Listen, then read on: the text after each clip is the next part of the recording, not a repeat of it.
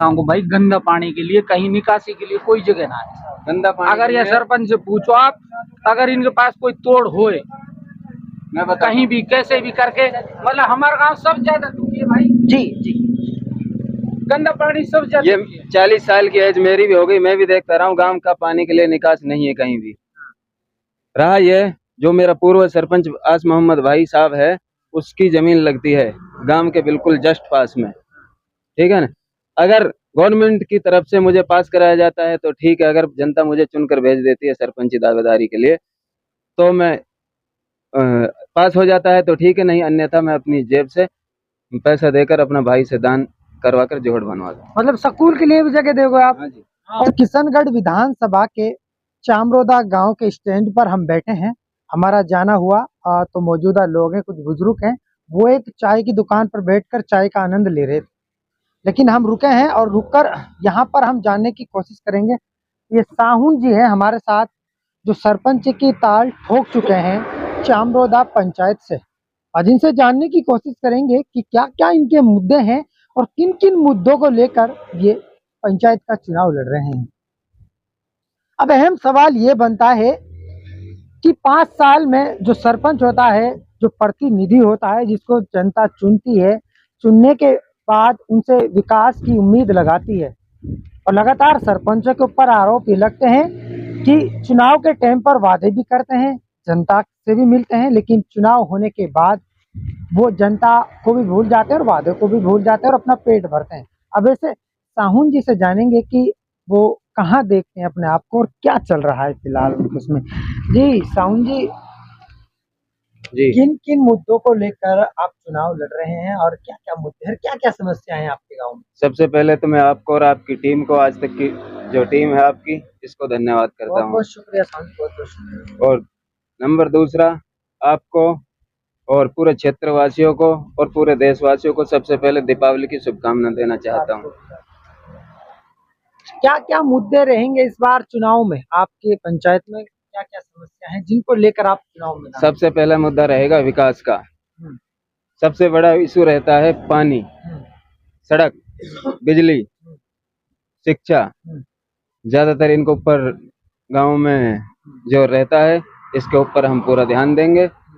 और सबसे बड़ी जो कमी हमारे यहाँ पे स्कूल की है, 12वीं तक स्कूल कर दी गई है, अभी तक उसमें कमरा नहीं है, पूरे मास्टर नहीं है, 12वीं की क्लास भी नहीं बैठ रही है, 11वीं की भी नहीं बैठ रही है।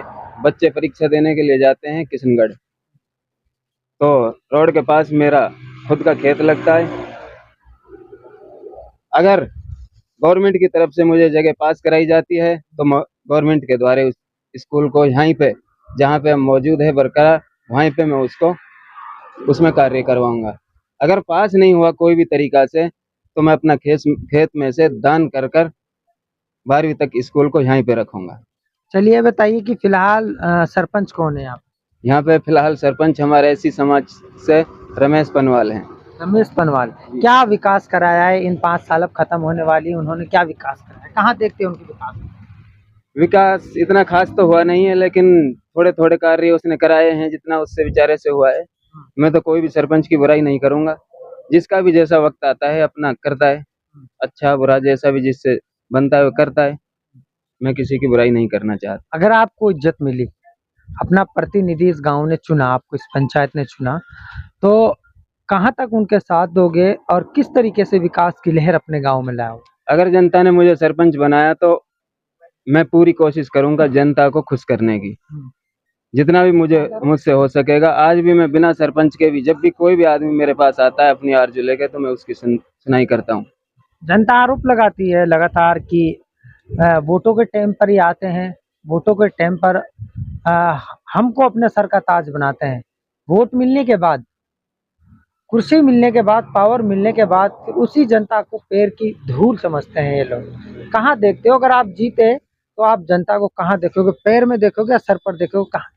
नहीं, मैं तो आज भी जनता में सार्वजनिक रहता हूँ, मुनीम पढ़ने का काम करता हूँ आजादपुर मंडी में, ठीक है ना। साल में 8 से 7 लाख रुपए मैं कमाता हूँ और भाइयों में सार्वजनिक रहता हूँ। जितनी मुझसे होती है सर्व समाज में मैं अपनी सेवा देता हूँ। हाँ। अब ऐसे में क्या जरूरत पड़ गई थी आपको? आप अच्छा खासा कमा लेते हो, फिर भी क्या जरूरत पड़ गई थी चुनाव लड़ने की? जरूरत इसलिए पड़ गई, हम तो संपन्न हो गए, लेकिन हमारी जो जनता है यहाँ शिक्षा से पिछड़ी हुई है। कोई किस तरीका से पिछड़ा हुआ है, सीधापन है गांव में। तो थोड़ा अगर नया आदमी कोई सरपंच बनता है तो वो कुछ ज्यादा ध्यान देता है आदमियों के ऊपर।